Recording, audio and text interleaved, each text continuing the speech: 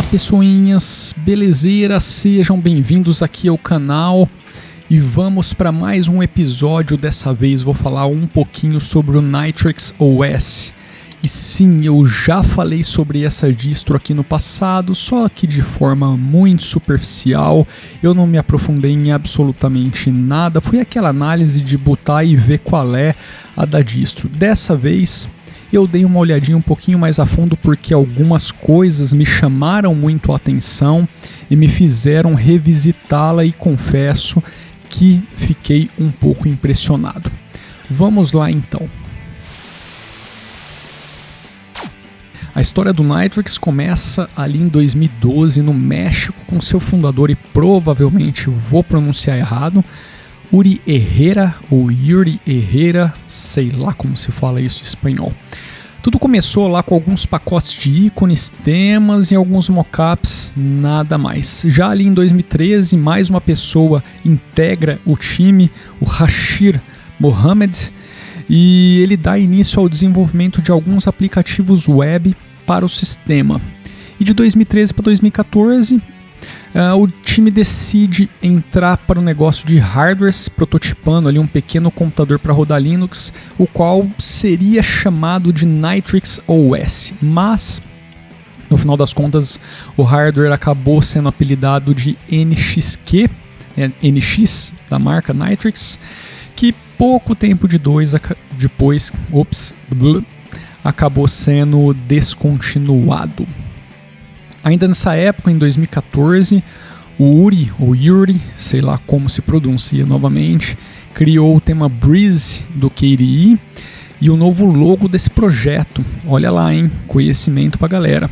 Em 2015 foi o responsável pela atualização do tema, que até então está presente no nosso adorável Plasma Desktop. Ou seja, estamos falando com um carinha que desenvolveu aí o Breeze. Apesar da decisão de disponibilizar o Nitrix para x64 em 2015, o projeto acabou congelado por um tempo. Em 2017, as engrenagens voltam a funcionar, além de mais um marujo entrar para a tripulação, Alexis Zubieta. Pô, os caras precisam arrumar uns nomes mais fáceis de pronunciar, cara. Não adianta nem escrever o nome dos caras aqui, que é difícil de bater o olho e conseguir falar sobre o nome desses carinha. Mas, enfim. Esse retorno veio cheio de novidades e deu vida ao Nomad Desktop, um layer de customização do Plasma 5, e também ao NX Software Center. Em 2018, o time sofreu uma grande reestruturação e logo novos componentes integram o sistema, como aqui também vou sofrer para falar o MyUIKit Applications e o ZNX. Esse carinha a gente vai falar um pouquinho mais para frente, porque foi ele que me chamou bastante a atenção e que no passado eu acho que eu não me liguei tanto.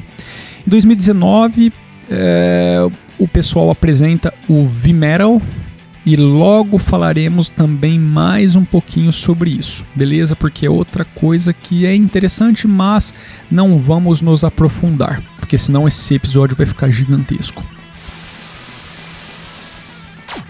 Tá, beleza, mas o que é o Nitrix no final das contas? Bom, apesar do sistema usar algumas fontes do Ubuntu, o Nitrix não é uma distro baseada no Ubuntu. Tá aí a primeira falha que eu cometi lá no passado, quando eu fui falar sobre o vídeo, porque muita gente fala isso. E quem está falando isso que eu acabei de dizer não sou eu, é o dono do sistema, o Uri Herrera. Tá? Ele que afirma que o Nitrix não é baseado no Ubuntu. Ele usa apenas algumas fontes para minimizar o trabalho que os caras têm. Tá? Os seus devs, os devs do Nitrix, acabaram fazendo muitas modificações em toda a estrutura base do sistema, então por isso que eles não consideram o Nitrix baseado no Ubuntu. Esse carinha aqui, o sistema operacional, por exemplo, ele não conta com Package Management como no Ubuntu, ou seja, ele não tem o apt, ele não tem o dpkg para fazer toda a gestão de instalação, upgrade e tudo mais do sistema. O SO também se distancia do roxinho no quesito aplicativos, pois seu foco é utilizar apenas App Images. E, bom, aqui pode ser que agrade algumas pessoas, pode ser que não. Os caras também têm a intenção de remover o systemd, tá, em alguma futura versão aí do sistema, e o FHS. Tá? Então esse é mais um ponto aí que vai se distanciar mais um pouquinho aí do ser baseado no Ubuntu. Aqui a gente também não tem nenhum gerenciador de pacotes, apesar de eu ter comentado agora há pouco sobre o Package Management, mas nesse caso específico para fazer atualizações do sistema, tá? Uma vez que todas elas são feitas via ZNX, através de um upgrade transacional. E aqui a gente poderia, para ficar bem simples para você entender, exemplificar como sendo um processo que seria basicamente a substituição de arquivos antigos pelos novos de uma ISO. Ou seja, você tem uma ISO com os antigos, você faz a substituição desses arquivos antigos dessa ISO pelos novos de outra ISO, tá? De forma bem simples para ficar fácil de entender. E o tal vMetal?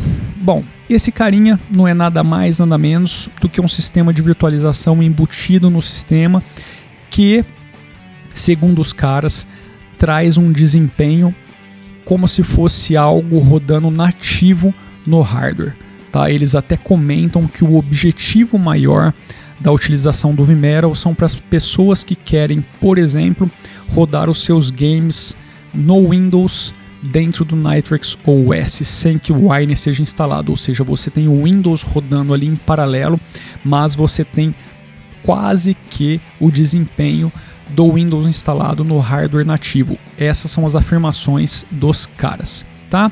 Então, em suma, aqui a gente tem um sistema operacional com um arquivo único no formato ISO, ou seja, o sistema é um arquivão ISO colocado ali no seu armazenamento, programas com arquivos únicos no formato App Images, tá? Os programas que seriam instalados no sistema, e sistemas virtualizados com arquivos únicos no formato RAW Image. Até as máquinas virtuais, como a gente já vê, né, acontecendo com VirtualBox, por exemplo, a gente teria ali um arquivo único que estaria destinado àquela máquina virtual. Em cima de tudo isso, a gente tem o MyUIKit, que possibilita o desenvolvimento de aplicativos platform agnostic, ou seja, eles podem rodar em várias plataformas com o mesmo código base. E claro, tudo isso aqui está em cima do Plasma Desktop. Pô, mas e esse ZNX aí que você comentou, ser tão interessante, que te chamou a atenção? Bicho, aqui é meio que a cereja do bolo também. Cara, o ZNX é um gerenciador de sistema operacional. Ele é quem basicamente se encarregará de instalar, fazer upgrades, downgrades do sistema, além de preparar todo o terreno para que você possa utilizar o SO.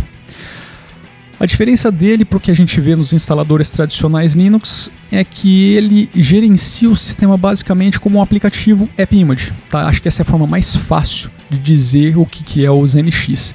E cria um layer de armazenamento para guardar os dados do usuário. Tá? É basicamente isso. É basicamente realmente como o App Image funciona ali. Tá? Vamos simplificar aí a parada para a gente não entrar em muitas tecnicidades aqui. Então, a gente está falando de um modelo completamente diferente do tradicional, utilizado por todas as outras distros, que vai descomprimir ali as pastas, né, toda a estrutura no disco, no sistema de arquivo. Tá? Essa é uma diferença absurdamente grande para o que a gente tem em todas as distribuições nos dias de hoje. Eu acho que a gente pode colocar como o mais diferentão de todos, tá? Então assim, a gente não tem de fato a instalação do sistema operacional e sim uma cópia do arquivo ISO para o local destinado a ele. Pronto, é isso. Quando você vai instalar o Nitrux, você simplesmente copia a ISO para um outro local, cria ali um layer para fazer o armazenamento das coisas do usuário, das máquinas virtuais e tudo mais. É assim que a coisa toda funciona, tá? O único probleminha aqui com o sistema, isso acabou prejudicando também a captura das imagens que vocês estão vendo, é que ele precisa ali do UEFI para bootar.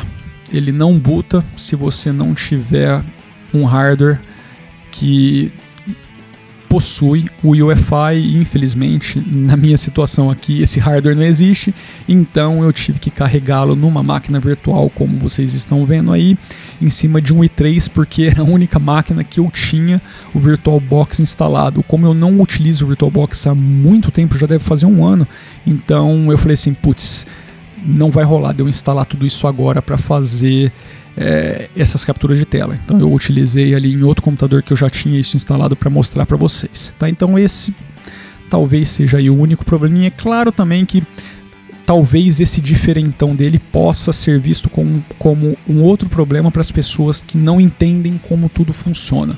Tá? E pode ser que isso também possa entrar aí na balança dos pontos que desagradem algumas pessoas. De forma bem simples e direta, o Nitrix é para pessoas que gostam de como as coisas funcionam em sistemas mobile, porque é basicamente dessa forma que eu acabei de relatar aqui. Acho que isso resume bem. O próprio Uri, ele define o sistema para esse público, então acho que é válido deixar assim. Bicho, para adquirir o sistema é só entrar no N de navio, xos.org e baixar a ISO. Só que talvez aqui a gente também levante outro ponto de discórdia. Em uma entrevista que eu li do Uri, acho que é Uri mesmo, Uri é algum negócio mais russo, do Uri, ele havia comentado que para você pegar a ISO estável do sistema, você pagaria aí uma taxinha, tá? Mas eu baixei essa versão, essa é uma versão que tem data do dia 1/2 e não me apareceu nenhuma tela com nenhuma solicitação de pagamento. Teoricamente, segundo as falas do Uri, você teria acesso às versões de desenvolvimento e qual que era a outra que ele tinha comentado, a versão mínima e a versão de desenvolvimento de forma gratuita, sem ter que pagar absolutamente nada, e para você adquirir a versão estável você deveria pagar uma taxa. Agora eu não sei se essa é a pretensão dos caras quando o sistema estiver mais maduro, tá? Porque as coisas, essa volta aí, a gente pode dizer que é recente, tá? Em termos de maturidade de um sistema operacional, se a gente for acompanhar tudo que a gente conhece hoje, tudo que foi feito até hoje, então a gente pode dizer que é algo muito recente, ainda precisa de uma boa maturidade, quer queira, quer não, nós estamos falando aí de pouco mais de 1 ano, 2, então talvez essa seja a pretensão dos caras, o que no final das contas não está errado. De uma forma ou de outra, tudo ainda continuará sendo open source e as pessoas poderão utilizá-la da forma que quiser, tá? Mas fica aí esse comentário porque foi o próprio Uri quem fez e eu achei pertinente comentar aqui com vocês, beleza? É isso, chega de falar, esse vídeo está num formato diferentão. Deixa aí nos comentários o que você achou do vídeo, do episódio, se você estiver ouvindo, o que você achou do sistema, se já baixou para utilizar, ou então se depois desse vídeo você foi lá e baixou, também deixa aí nos comentários o que você achou. Claro que não esquece de deixar o joinha maroto para ajudar o canal, se inscrever e curte rock and roll, vai lá pro Projeto Vartroy, todos os links estão aí na descrição. Claro, Projeto Vartroy Music, aqui também é um Projeto Vartroy, só que tecnologia. Então vai lá no Projeto Vartroy Music, dá uma prestigiada no nosso trampo, curte lá, se inscreve, compartilha, adquire nossos EPs e é isso. Chega de falar, vou nessa, um abraço, fui!